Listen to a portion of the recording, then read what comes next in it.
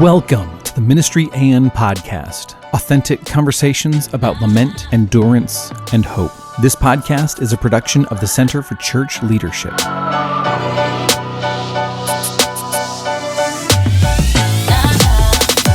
Welcome to the Ministry and podcast. This is our last episode, and it's going to look a little bit different today. I'm Heather Walton, and I'm Jonathan Burian. And I'm Mike Edmiston, and if you've been listening to the podcast, you've heard Jonathan's voice, intro and outro, but you haven't seen his face yet. So there's the treat right there. You get to see Jonathan is the producer of our podcast. He's the man behind the magic, but he gets to sit down with us as we recap season 1. And guys, it's just cool to be in the same room. Yeah. Because normally we're in different time zones when we record these. So it's really cool to get to sit down together. We're in my office, but normally Heather's in here while I'm in her office watching you guys. Yeah. And I'm 500 miles away from all of that. Yeah. So yeah, it's cool to be together. Well, and it worked out because you spoke at chapel this morning. Just a real, I don't know, maybe providence to give us the opportunity to come together. We've already started filming season 2, but we just thought, let's sit down, the three of us, and talk about what season 1 was like. Season 1, and I think you started with saying our last episode, but it's just the last episode of season 1. We have more coming. And season 2 is already off to a rip-roaring start, but you know, sometimes we just plow ahead with what's next, and we don't stop to celebrate what has been. Mm-hmm. And so this is a good practice in general, like just stopping to reflect and how this thing developed and everything, because it really developed into something that it wasn't the original plan, that's for sure. Yeah, because I don't think I was talking to you when you and I brainborn this thing. We're like, we wanted to create kind of a space where we could really talk about CCL stuff, create an avenue for ministers.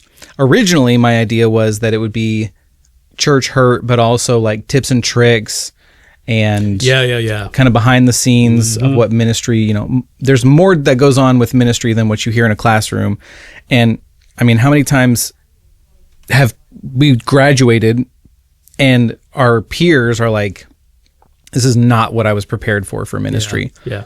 So we thought, let's create a resource. But quickly it evolved from tips and tricks and insights. I feel like there's already a lot of that. Kind of like people talking about, here's how I win in ministry. And that's great. But we also was like, we don't just want to step on somebody else's thing. But we couldn't find conversations about the hurt and the disappointment and the embarrassment and the shame and the things that leave us isolated that maybe made us want to quit ministry at some point. And I mean, I appreciate the tips and the tricks for sure. But like you said, it's like, this is how I won. This is how I succeeded in ministry. Like, that's great. But if you're drowning, if you don't feel like it's going well, I'm not sure I can hear that. Especially if you look like a grand success and I feel like a huge failure. And there's the dirty little secret, is so many people in ministry feel like they're frauds. They feel like just total failures because they stack themselves up against the people who are quote unquote winning. And that's a whole issue right there. Like, what does it mean to win in ministry? I'm not sure you can win. You're faithful, there's that, but for somebody that's, maybe in a small church feeling like they're struggling, that guy's leading a church of 10,000. Oh yeah. I mean, I appreciate that. But how much can I relate to that? And that's what I've really appreciated about this season is there is value in commiserating. I mean, there really is. Like, we're not giving you a solution. We're just commiserating together. Well, I mean, where's it in scripture? Somebody says mourn with those who mourn. And that's not something That's something that scripture calls us to do. And it's like, it's easy to do when it's in private, but it also says rejoice with those who are rejoicing. We can do that. Like, we celebrate that. We rejoice with those who are rejoicing in big ways, but then everyone else do that privately, keep to yourself. But like, no, we're supposed to do that too. Who says that? Where is that? That's Paul. Oh, okay. Rejoice with those who rejoice, mourn with those who mourn. And what this season has reminded us is there's a lot of mourning. Yeah. There's a lot of lamenting in ministry, because I thought it was going to look like this, and man, it didn't look anything like that. And I've appreciated all our guests, their willingness to share really difficult stories a lot of times, stories where some of them got emotional. Some of them you could just see, that wound might be in the past, but man, it's there. Yeah, it's still there, and it can still be raw. So originally, we had a different vision for it. You and I were kind of like figuring things out, and we both agreed we really needed a female in ministry to like offer that counterbalance, because there's a lot more that goes on that we're just not aware of. And I think I told you this, but like almost instantly when we started talking about this and praying about it, Heather Walton came to mind. And I was like, well, we were trying to figure out, I remember we were like, how do we get Heather, how do we make this so that she can have the time, so that it's worth her while? Because you were living, how long, an hour and a half, 2 hours? Yeah. Away. You're like unaffiliated with us. And so we're like, how do we get Heather in on this? Because my spirit was like, she's the one that's supposed to be in on this. Well, like, I don't know, a week later, I write up the proposal for Dr. Fincher, and I'm like, I think it's supposed to be Heather Walton. And he's like, that's weird, because I think I want her as my assistant. And I'm like, we had not talked about this. And so that was an interesting roller coaster. Actually, when we did the interview with you, I was like, I have something to talk to you about, but I can't talk to you about it now because we're focusing on the interview. Yeah, it was an interesting roller coaster for me too, because all of that completely came out of the blue. I mean, we were very just content in the ministry that we were at. We've been there 13 and a half years in the same place. And so I was not anticipating any sort of change in that direction towards Central, towards a podcast. Like, none of that was on my radar at all. In fact, I was on vacation when I got the phone call. Right.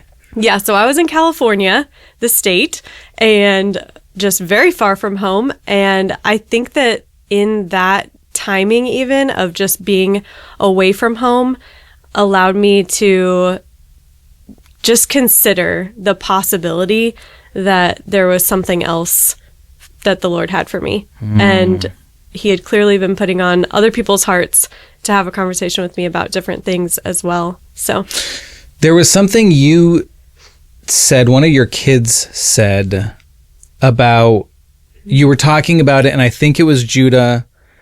Do you know what I'm talking about? Like on vacation? I don't know if it was on vacation. Yeah. I mean, when we first got the call and the job offer, I assumed that was not something that I was going to take. I mean, like I said, we were content. Like, there was no plan. There was no like motion forward to change anything. And yeah, I think Judah made some sort of comment of like, Mom, you need to do this. This is like, you need to listen to God. This is what the Lord has for you. Yeah. And when a 9-year-old says something like that, you pay attention because there's very few and far in between words of wisdom from a 9-year-old boy. Well, and it like makes me think like, I don't know, one of the Psalms, right, where it's like, man, out of the mouths of babes, like, yeah, I think you're right. When there's something that comes out of a kid that's like glorifying to God, pay attention to that. That's a good word. Yeah, and I think that just in general, that's kind of the seat that I sit in. Even on this podcast, I like to just sit back, listen, observe, and just pay attention to details, and then ask really curious questions. And so I do think that this has been a good seat for me. That seat specifically. Yeah, this one actually. Just to have a curious perspective and posture of listening to people's stories and seeing how God intertwines what his plan is with their own. Yeah, it's interesting you say that, because one of the concerns that Mike and I had early in season 1 was like, Heather, I want you to talk more. I know you have, because like you said, you're in ministry for 13 years, one place. I mean, that's a perspective that how many people have that they're in ministry for more than 3 years, right? In one place, it's a small number. Yeah, right. So I'm like, you have insight that people don't have. You have a woman's perspective, a daughter's perspective. Like, there's all these different things. I'm like, Heather, I want to hear more from you. But then you were like, yeah, but this is kind of like my angle or the way that I think about these things. And so I thought that was, because we talked about that, like wanting more. Yeah, we felt like I talked too much.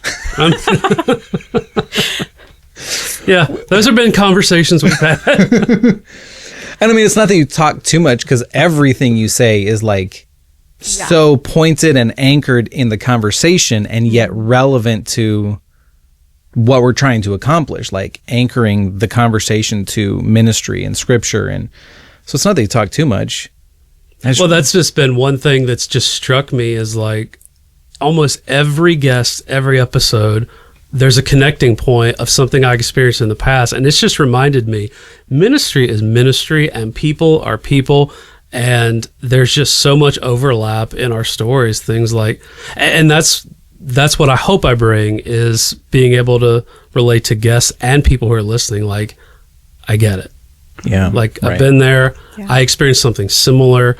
Again, maybe it's just commiseration, or maybe it's something I learned, but there's just been it's really shocking, because even when we're looking at a guest and kind of know a little bit of the story, I might come into an episode and be like, okay, this was going to be different. I mean, I'm looking forward to it, but I don't think I'm going to have a connecting point. And yet, one surfaces almost every time. Yeah. But before we move on, if you guys want to hear less of Mike and more of Heather, which I'm sure you do, let us know. Yeah. Or if you want Mike to keep just... Yes. No, you can... Yeah. Please tell him to shut up. Please.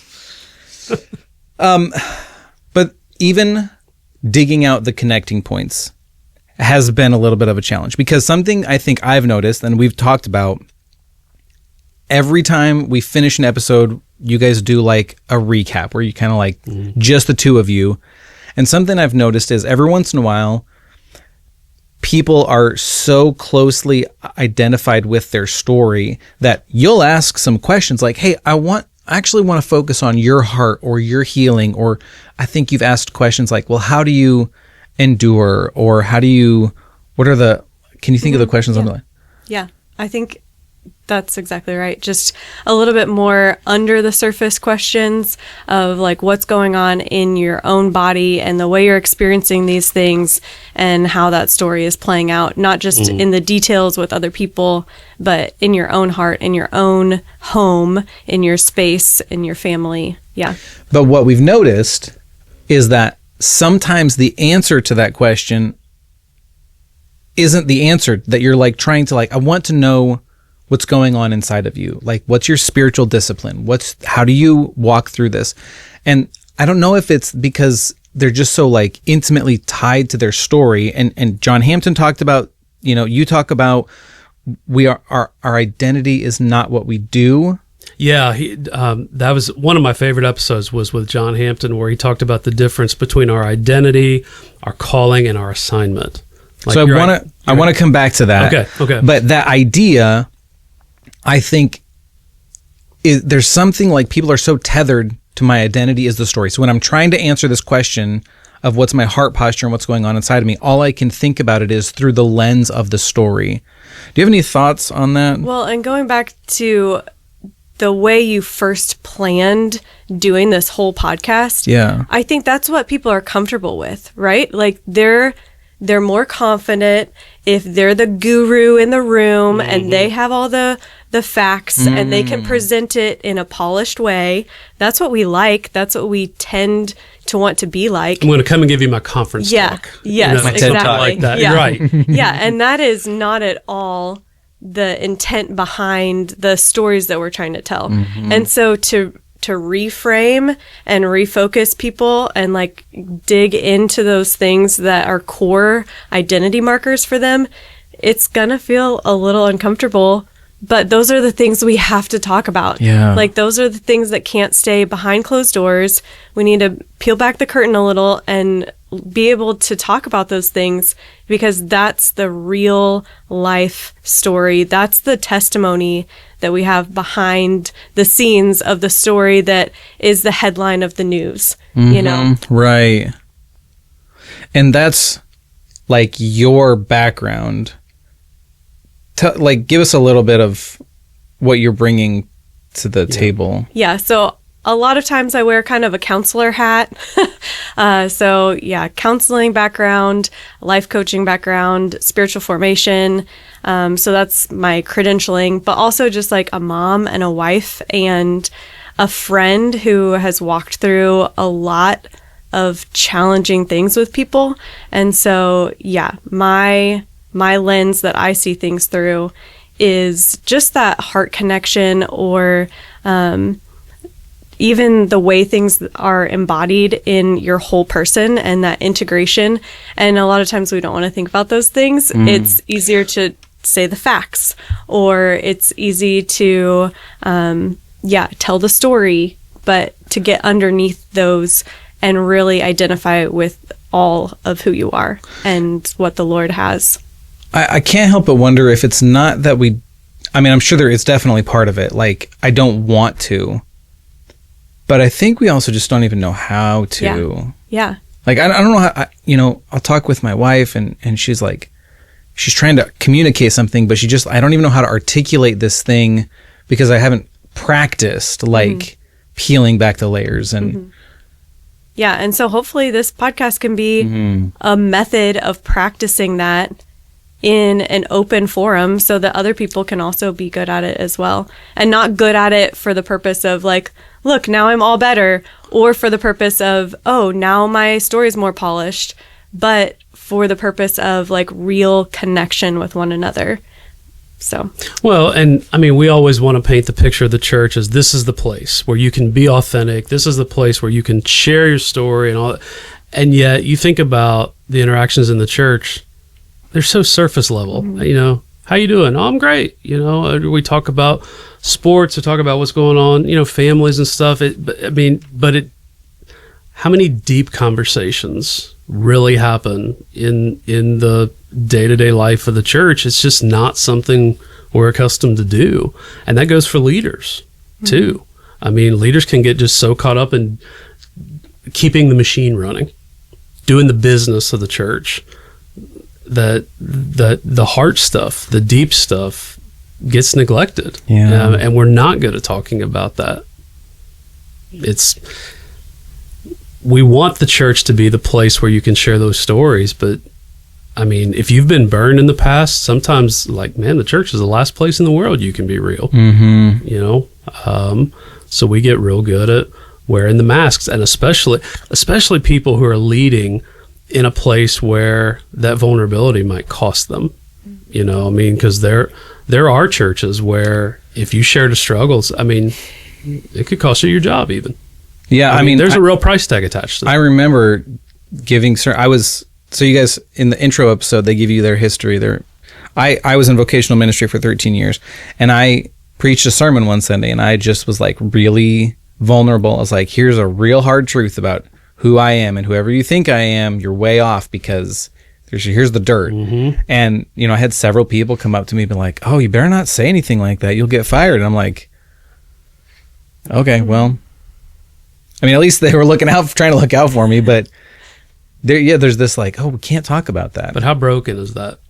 Yeah. I mean, I remember when I was young, I was in college. I remember a professor, and I just can't disagree with this more, but I remember a professor saying, like, people don't want to know their pastor. They want to know the image of their pastor.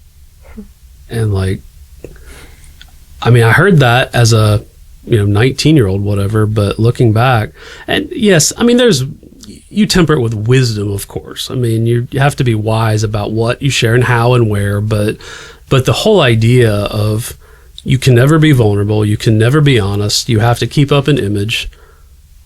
Well, how's that working? Like how are we doing with that? We're not. No. We're not. And that's why I appreciate the people this season who have been willing to say, nope, here's the dirt. Yeah. Here's the hard stuff. Here's the stuff that I'm still struggling with, or that wounded me deeply, and I'm still not healed from it. Yeah. I mean, okay, so you already mentioned John Hampton. I mean, let's talk about what are the stories and the people who really stood out to you guys this season. Yeah, John's really does stick out to me, talking about disappointment, but the line that I remember him saying was, you have your identity, your calling, and your assignment. And your identity doesn't change. Who you are in Christ doesn't change. If you're called to ministry, that calling is secured. Sure, that's your calling. But your assignment can change, and may change several times. And it really struck me because my identity became my assignment when I was the lead pastor of a church for 17 years, and it became who I was. And then all of a sudden, after I stepped down, I woke up and I wasn't the pastor of that church anymore. And it was a mini identity crisis. I realized I didn't know who I was outside of what I did in ministry. And when I wasn't doing that anymore, that forced more introspective work than I anticipated. I did not realize how much my identity had gotten intertwined with my assignment in ministry, and I appreciate John calling that out. Mm-hmm. Who stood out to you? Well, of course, I loved having a conversation with my friend Sarah because I already know her and love her so much, and the things that she shared from the heart were just really meaningful. Like, you could tell it was thoughtful on her own part, but also thought-provoking for us. So I think that one, of course, stood out to me. That one was actually the first one that we recorded. That was our first one. And man, talk about diving into the deep end. Yeah. Man. But it almost, I think, set us up for difficulty because it was so good. It was. And it was so organic, and it was just so like, oh, it really defined this is what this podcast is about. And that one was so easy. Oh yeah, it just flowed. It just flowed. It really set us up to have false expectations of what every other we could do this. Yeah, right. Oh, this is how easy it is. No, but but that one was really, really good. Yeah, I would say the other one that has stuck with me the most would be Matt. And I mean, like we said, we need a space to lament together. We need a space to mourn together. And so to be able to share a story that has real hardships and brokenness and trials, but be able to celebrate so well and hold those two things together with just such tenacity, I really appreciated his as well, to be able to share that tension that we have. And the thing with Matt's was he was so good at telling the story. You guys didn't have like any room to like interact with the story. I just felt like anything I say is just going to mess this up. Right. Yep. So just let him go. Yeah. Yeah, and that's an interesting balancing act because I'm sitting behind the scene. I'm like, come on, guys, say something. I want to hear your thoughts. But I'm also like recognizing like there's rhythm and flow here and don't want to break it. Yeah. I think, for me personally, the Beatties, their story is actually my story. I was at that church. I was one of the pastors when that happened.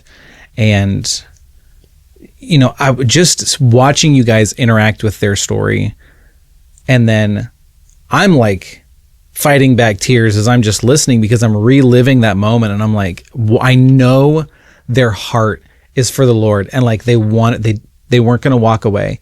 For years they endured the the ridicule and the slander and the backbiting, because that's just, we're broken people. We're broken things, breaking things. I don't remember where I heard that, but that's this thing. We're broken things, man, breaking that's true. things.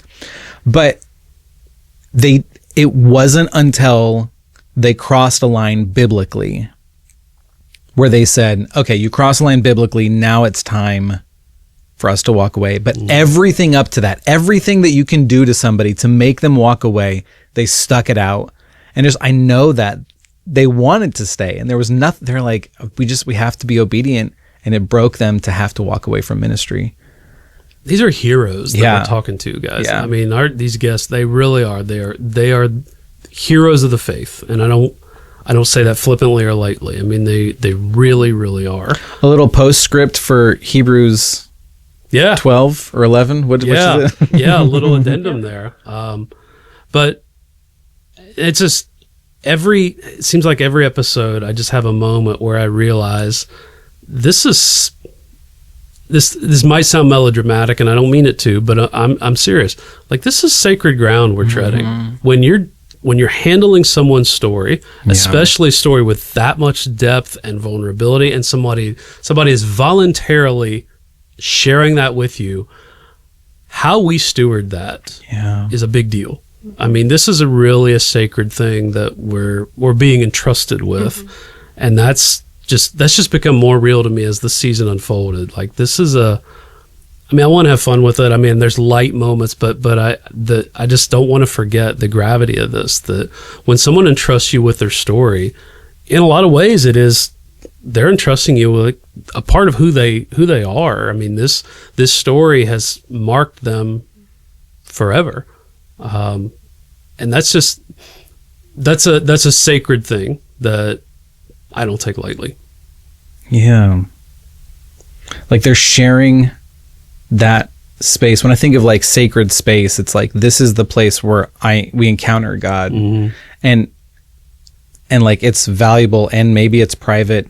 It's definitely like, I think about sacred space in terms of like the temple, where it's like, you have to be consecrated to come here. Not just anyone can come in, and I'm inviting you into that space of my life. Yeah, I don't remember who, but early church fathers talked about thin places, where like, the space between heaven and earth gets very, very thin. Like, it's a thin place. And there's just been moments in the podcast like, we're in a thin place. Yeah. Like, this is a very thin place for this person, and they're inviting us in. Yeah, and That's it's really certainly cool. not perfection.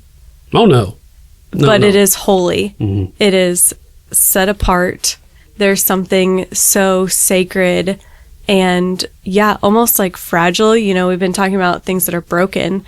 But there's like this care and compassion that we get to somehow like go between screens and many, many miles and share this very thin space of what the Lord is doing right now in real time, here and now. It's not something that, it's not just a story that happened in the past that we got over and got better.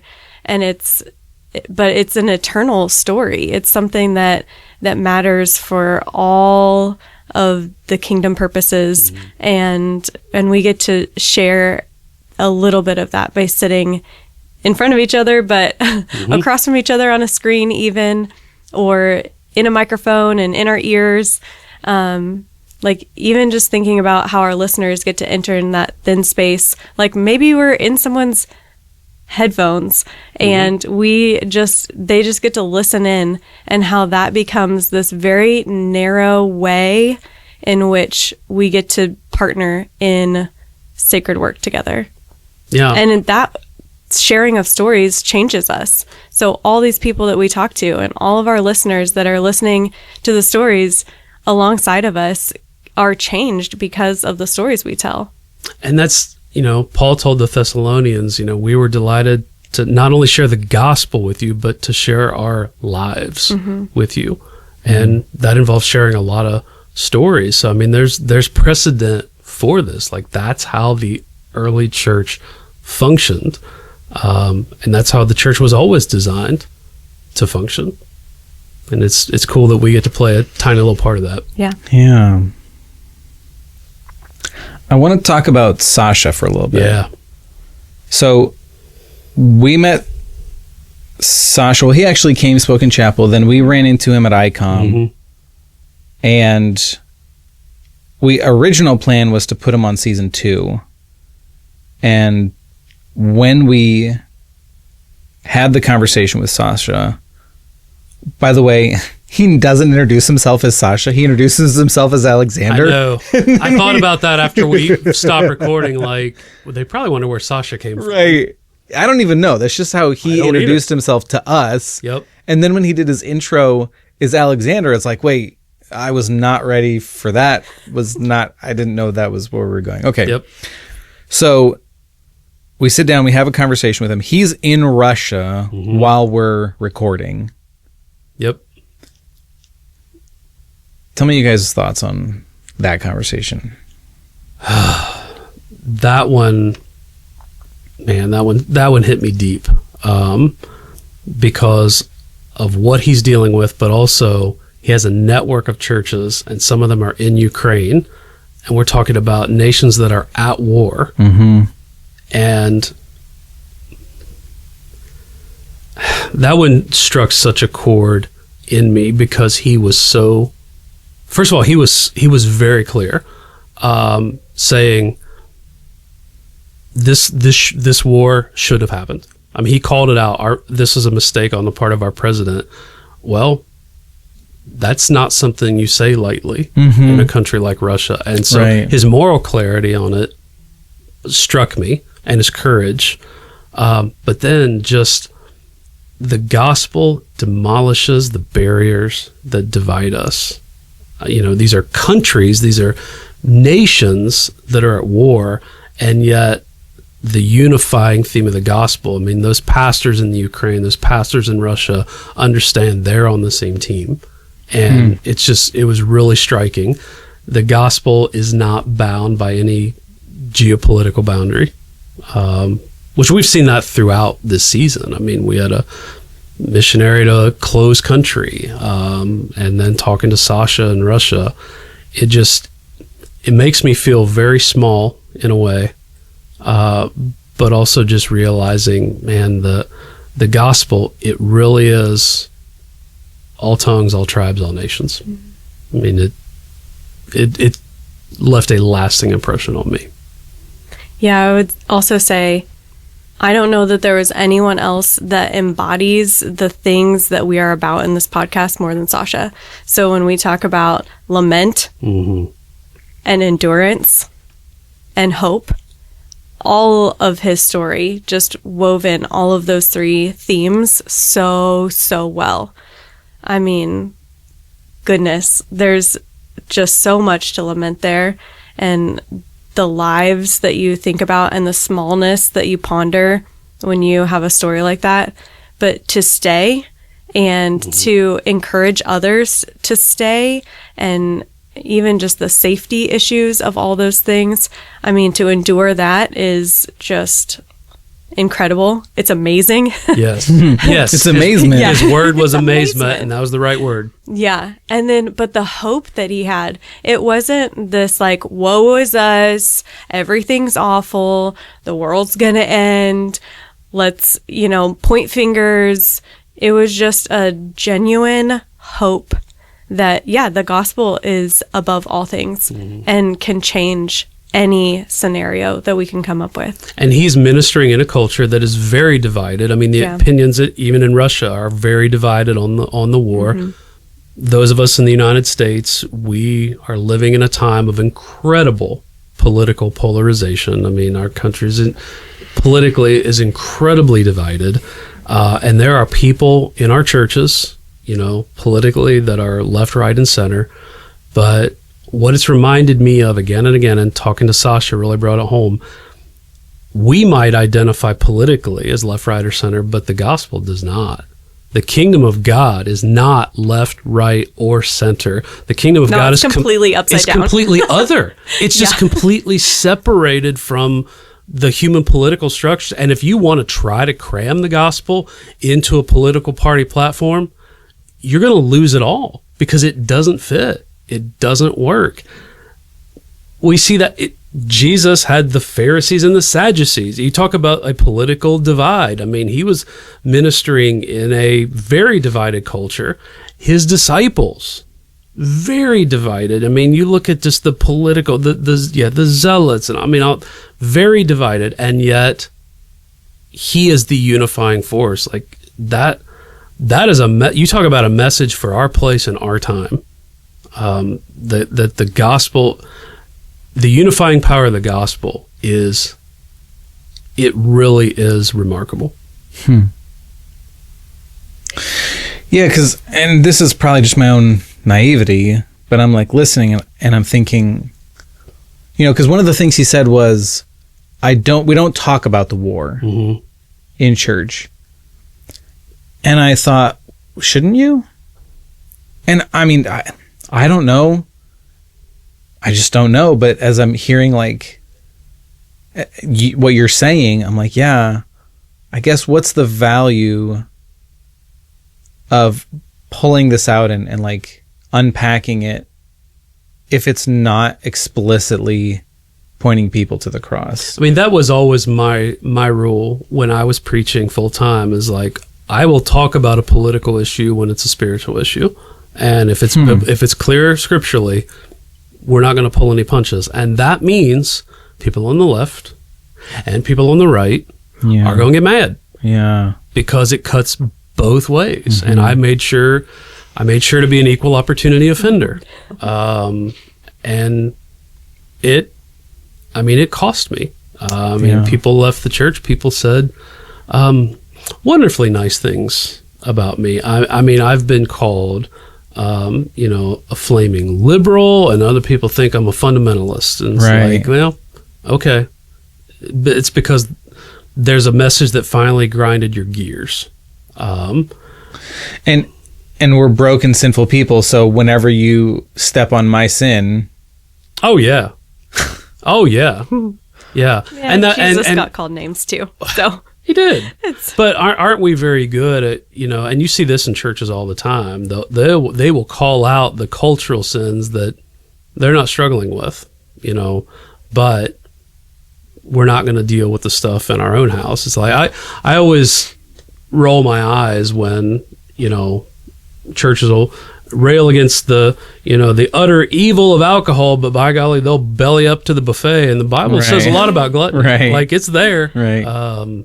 We tend to pick and choose. But the situation Sasha is in, I mean, it is dangerous. It's incredibly divided, and yet he is seeing fruit from his ministry. I mean, things are just multiplying. The gospel is on the move. And that's been a great reminder of this podcast. The gospel's on the move in every nation on this earth. Yeah.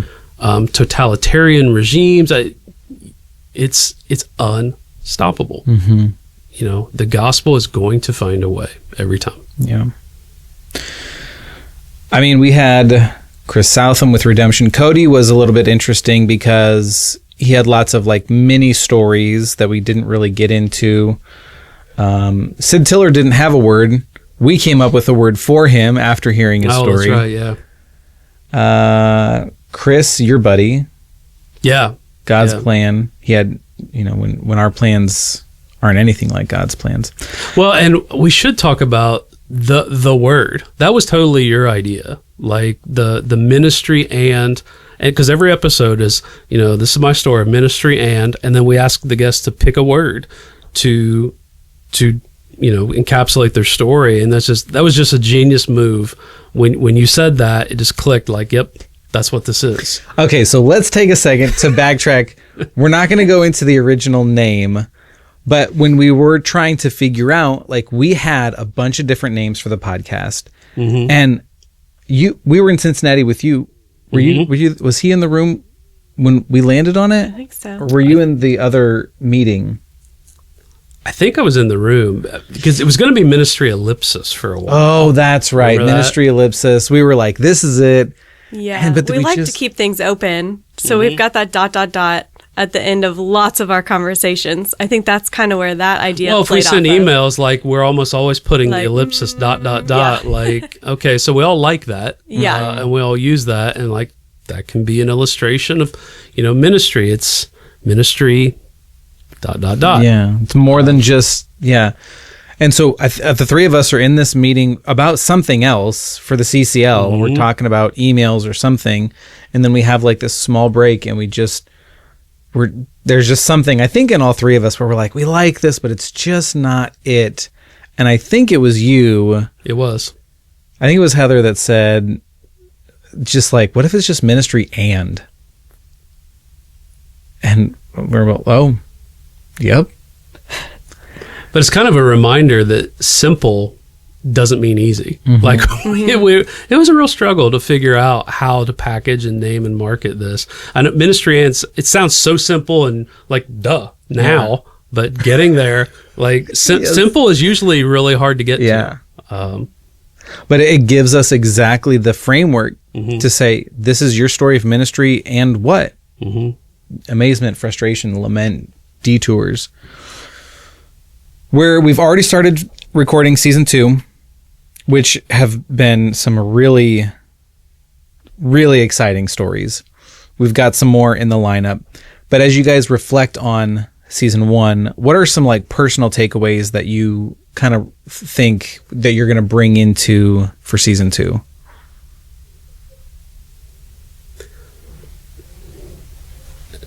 Every ministry has an untold story.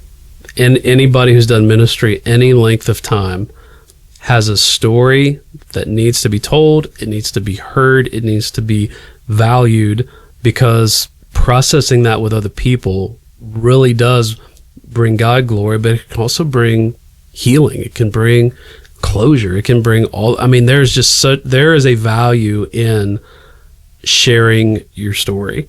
Even if you don't do it on a podcast, doing it over coffee with somebody who gets it, who can understand, who can empathize, commiserate, maybe offer a word of wisdom, but maybe not, and that's been a theme throughout, is like, we're not after the neat and tidy answer. It's not, and they live happily ever after, because that's not life.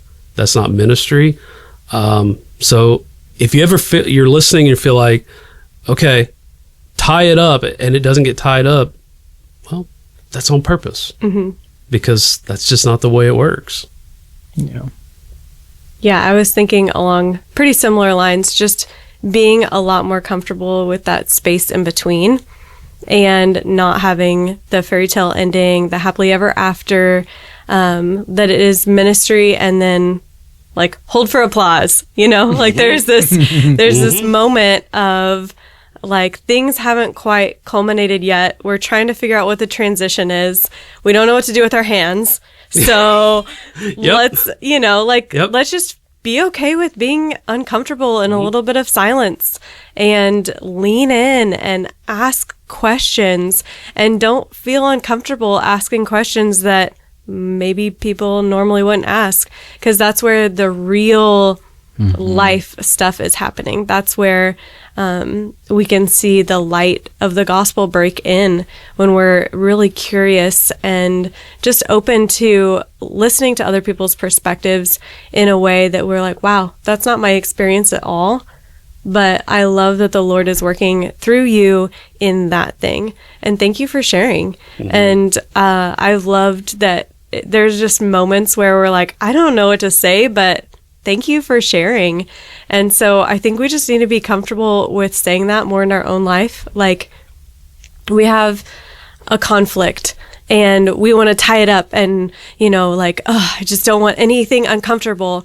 Like, thank you for sharing your perspective. I'm going to take that into consideration, and let's continue on. Let's figure out what the Lord has for us. And so I think there's a lot of things in there, but just being a lot more comfortable with those in between messy moments that don't feel like perfectly tied up in a bow. Yeah. There's part of me that wishes we could have stories of I'm in the middle of this right now. But it's so hard to like be in the headspace where you're even able to like remove yourself from what's in the middle of it. But there's, like you're in the middle of it and everyone is in the middle of it at some point. And it's different to hear like this happened to me 5 years ago than I'm walking through this right now. And I don't know that it's practical for us to get that perspective on the story, but I always think like, man, if there was someone in the headspace who's like, I'm walking through this right now. And I don't know what to do with it. And I don't know what to do with it. You said we want to put a nice bow on it, but we also are just like, I want to be out of this. I want to be done with this. Oh, yeah. But that's actually like the formative place, right? Like that's when the masseuse is like really getting in there, and it's like that's the part that's the deep tissue. Yes. Right. One other thing that just becomes in almost every episode, there's a moment where I'm furious with the church. Yeah. And yet there's that conflict of like, it's still the body and bride of Christ. And that messy paradox, that conflict, like that's not going away. Yeah. And we've all been on the receiving end of, or the giving end. Like I can think the giving end. I've caused some church hurt. Yep. And that's an episode right there. Like the hurt that I caused. We focus a lot on the what we receive, but yeah, I could talk for a while on the hurt that I caused. Yeah. So yeah, we're victims and we're complicit at the same time, and that's this mess that is the church, and it's just come out in so many of these stories that that's the conflict, that's the tension that we're going to live in. Yeah, and we never want it to sound like we're just complaining about the bride, you know, by doing this, where it's, we love her, and but we also want wholeness and healing to happen. So we have to talk about it, but I think that it's been good. The way in which we've talked about it has been honoring still, of like, this has hurt me deeply and has wounded part of my spirit, but the Lord has restored what he needed to and pruned the things in my life that needed to go away anyway. So I think as long as we stay true to that line right there, it will be helpful, and people will say, yeah, same. I've been there. I've done that. Yep. I understand. I would say that's a wrap for season 1. I feel really honored and blessed that you guys have made time to be a part of it, and that you are the voices of Ministry And. So thank you. Well, and Jonathan, thank you. This whole thing was your idea. Like, this has been your vision from day one. And just thank you for seeing that through to completion, and the number of hurdles you had to clear to get this thing green lighted and everything. Because realistically, if you just look at all the podcasts that are out there, it's like, do we really need another one? Right. Because the space is saturated. Yeah. But you really did find a space like, no, this needs to be shared, and we're not finding it. Yeah. Yeah. And you put great people together. Yeah. Mike and I didn't know each other. That's right. That's true. Going into this. Did we meet on the podcast? That was one of the first times. Yeah. Not face to face. Yeah. So I don't know how many episodes we were before we actually met face to face, but it was a few. Yeah. So even just to have that interaction of, making a new friend in a very unconventional way, and just being. But I've had ice cream with Heather and her family. Yeah. We're friends. We are. So yes. That's the mark of friendship. You can open my fridge now. That's it. There you go. I actually feel like this was really, really valuable, though. Yeah. So the next time you're in town, Mike, we'll just do this again, regardless of whether it's the end of season 2 or not. Rock and roll. And I guess we'll let him on as well. Yeah. Yeah. I'll take it. All right. If you have stories to share, or somebody who has a story to share, not because we're trying to exploit stories or because we just want to like get attention, but because it is a safe space, a sacred space that we're trying to create in order to share authentic stories about lament, endurance, and hope.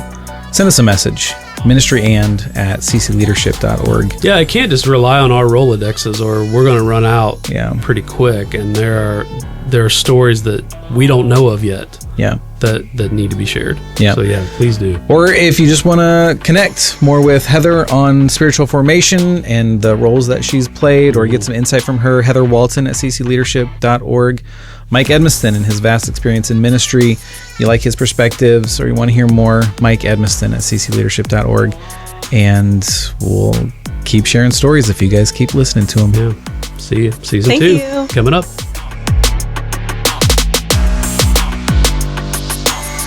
The Ministry And podcast is a production of the Center for Church Leadership, hosted by Mike Edmiston and Heather Walton, produced by Jonathan Burian. The theme song is Rebels by New Alchemist. For more content, you can find us wherever podcasts are found and on YouTube at Ministry And Podcast. That's Ministry AND Podcast. If you or someone you know has a story to share, please contact us at ministryand@ccleadership.org. Or you can visit ccl.network for more information about the Center for Church Leadership, helping churches and church leaders thrive.